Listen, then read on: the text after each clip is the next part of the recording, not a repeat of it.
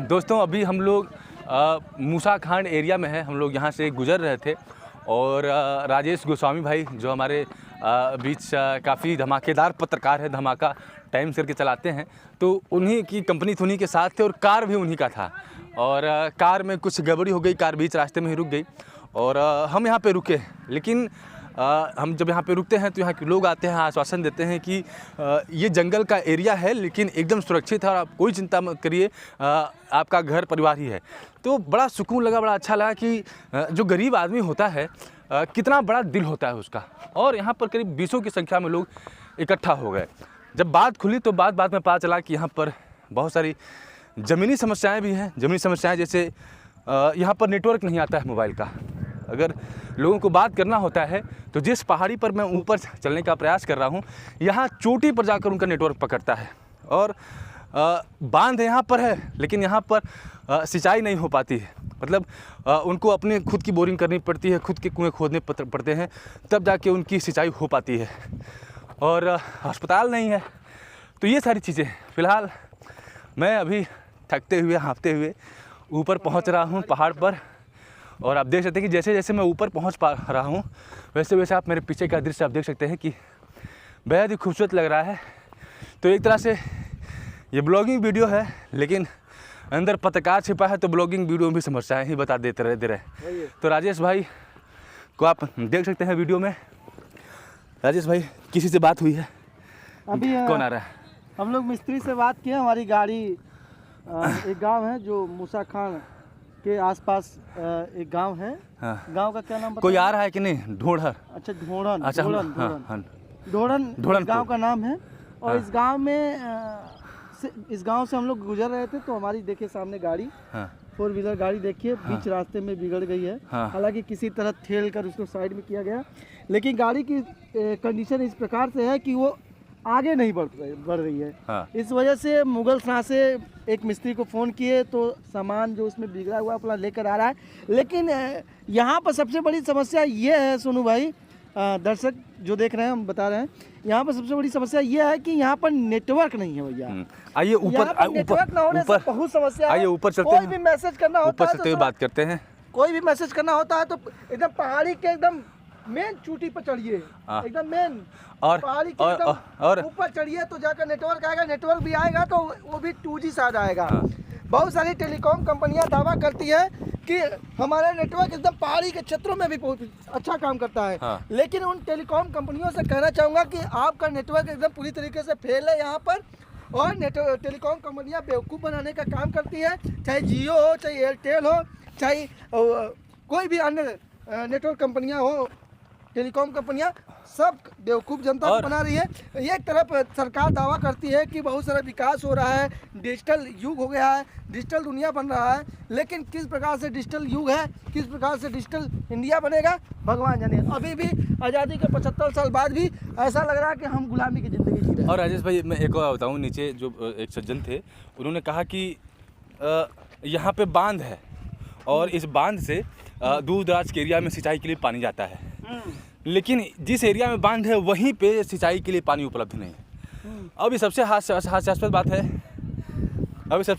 बात है कि दिया तले अंधेरा, मतलब जो दिया सबको रोशनी दे रहा है, जिस क्षेत्र से हर जगह पानी जा रहा है उसी क्षेत्र को पानी नहीं मिल रहा है। वो अपना कुआं खोदकर अपनी व्यवस्था कर रहे हैं। तो जब अपने ही कुआं खोदकर पानी की व्यवस्था करनी है और अपना ही दिया जला के रहना है तो फिर सरकार को वोट देने का मतलब क्या है? तो इस तरह की समस्याएं सरकार से बेवकूफ़ बनाने का काम कर रही है। आइए ऊपर चलेंगे, थोड़ा सा उस पार का और दिखेगा दृश्य। चलिए सोनू भाई, थक गया ये। कौन ऊपरा बैठवा तो ऊपरा सुंदर लगी, थोड़ा सा टॉप पे बैठा। पत्रकारिता में जैसे आपको टॉप पे पहुंचना है तो प्रकृति का भी सुंदरता का आनंद लेना। थकान हो गया है। अरे थकान कोनो बात नहीं, कीड़ा तो के कटी हाँ तो से बिसैला हुई हाँ। तू बड़ नेता के डस लेला के पानी नहीं मिल रहा। अरे भैया हमें अगर पढ़ा लिखल नेता भी हो तब वो परेशान हो जाए।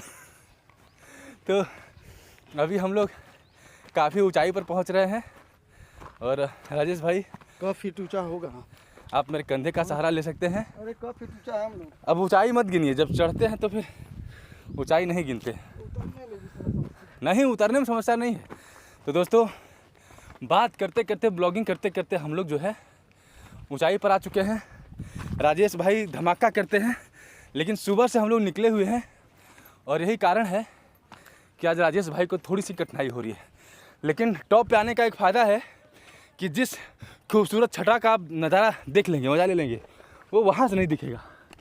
आप एक बार अपने चारों तरफ नज़र घुमाइए और देखिए कि क्या क्या क्या दिख रहा है आपको। ये दृश्य जो है नीचे से नहीं दिखेगा। ये देखिए, बैठिए यहाँ पर, एकदम बिंदास बैठिए। तो अभी हम लोग अपने ऊंचे कुर्सी पर आ गए हैं। तो दोस्तों, ये एक रैंडम पहाड़ी है, मतलब कोई लोकेशन नहीं, कोई प्लानिंग नहीं, और हम यहाँ पर पहुँच गए। मेरे साथ राजेश भाई है और थोड़े थकते थकाते, लेकिन हम लोग जो हमारे सामने जो पहाड़ी थी उसके टॉप पर पहुँचे हैं। मतलब इससे ऊंचा हमारे आसपास कुछ भी नहीं है, आप देख सकते हैं, कुछ भी नहीं है। और मैं गारंटी दे कह सकता हूँ कि अगर इससे ऊंची भी पहाड़ी होती तो हम लोग ज़रूर एक्सप्लोर करते। राजेश भाई, कैसा नज़ारा दिख रहा है? बहुत ही खूबसूरत। हाँ। ऐसा लग रहा है कि हम लोग साक्षात कैलाश पर्वत पर आ गए, प्रकृति के गोद में हैं। हाँ। और ऐसा लग रहा है कि हम लोग एकदम कश्मीर में हैं और हमारे में है। हाँ, और हमारे सामने देखते कि ये फूल पत्ती है, ऑक्सीजन को एकदम शुद्ध कर रहा है। और राजेश भाई मेरे साथ वीडियो में है, काफ़ी लंबे चौड़े इसमें दिखाई दे रहे हैं। तो एक खूबसूरत शाम, गाड़ी तो ख़राब हो ही गई है, अब 2 घंटे 3 घंटे लगेगा बनने में, लेकिन जो शाम हमारा है हमने उसको खूबसूरत कर दिया। क्योंकि अगर गाड़ी आपकी ख़राब नहीं होती तो हम इस दृश्य का नज़ारा नहीं ले पाते। तो कई बार भगवान भी चाहता है कि यार कहाँ काम में भाग रहे हो, थोड़ा रुक जाओ, थोड़ा ठहर जाओ, हाँ, थोड़ा आनंद ले लो। तो भगवान की मर्ज़ी से हम लोग यहाँ पहुँचे हैं और आनंद ले रहे हैं। और कैमरे के माध्यम से, वीडियो के माध्यम से आप हमारे साथ जुड़े हैं, तो हमारे साथ साथ आप भी इसका आनंद ले रहे हैं। तो कई बार बिना प्लानिंग के ही लाइफ आपको कहीं ले जाती है, और उसका मकसद हो सकता है कि सिर्फ इतना हो कि वो आपको एक बेहद ही खूबसूरत एक्सपीरियंस और अनुभव कराना चाहती है। कहीं ऐसा ना लगे कि इधर से कुछ निकल के आ जाए भालू, और कहीं ऐसा ना लगे कोई नहीं। राजेश भाई ने जानवर निकल गया है। एक्सपीरियंस पता है, धरती का सबसे खतरनाक जानवर कौन होता है? इंसान। क्योंकि इंसान पहाड़ खा जाता है, इंसान सड़कें खा जाता है, नेता प्रधान जी लैटरिन तक खा जाते हैं, नेता लोग।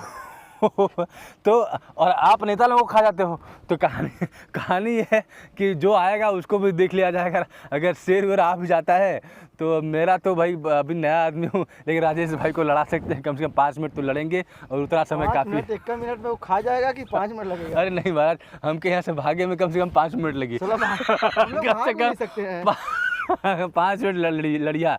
तो आनंद आ रहा है, और इस ब्लॉगिंग वीडियो के माध्यम से मैं आप लोगों से जुड़ा। ब्लॉगिंग वीडियो इसके पहले भी मैं कई सारे डाल चुका हूँ। हवा बड़ा शुद्ध आ रहा है। अब हवा तो शुद्ध आएगा ही भाई। अब आप देख लो, अब आप हमारे चारों तरफ देख लो। अगर सुबह अगर ये देख लो, पास में घर होता ना, हाँ, सुबह इसी पहाड़ पर आकर बैठते। अब ये देख लीजिए कि यहाँ पर दूर दूर तक कहीं पे कोई पोल्यूशन का नामो निशान नहीं है, और चोटी पर बैठे हुए हैं, पहाड़ की चोटी पर बैठे हुए हैं। और राजेश भाई को चोटी पर मैं लेकर आया हूँ, और पत्रकारिता में राजेश भाई मुझे चोटी पर लेकर जाएंगे। तो इस तरह से हम यहाँ चोटी पर बैठे हुए हैं, कहीं से हवा का कोई ऑब्स्ट्रक्शन नहीं। और शाम का मौसम है, करीब क्या टाइम हो रहा है राजेश भाई? इस समय हो रहा है 5:30 होने वाला है। तो बेहद ही खूबसूरत। और आप भी, मैं इसके साथ एक क्लिप ऐड कर रहा हूँ, और पिछले भी वीडियो में, इसके पहले भी आपने बहुत सारे विजुअल्स देखे होंगे। आप भी इस दृश्य का आनंद लीजिए। इस वीडियो में सिर्फ इतना ही। मिलते हैं आपसे अगली वीडियो में, तब तक के लिए आपका दिन शुभ हो। जय हिंद, जय भारत।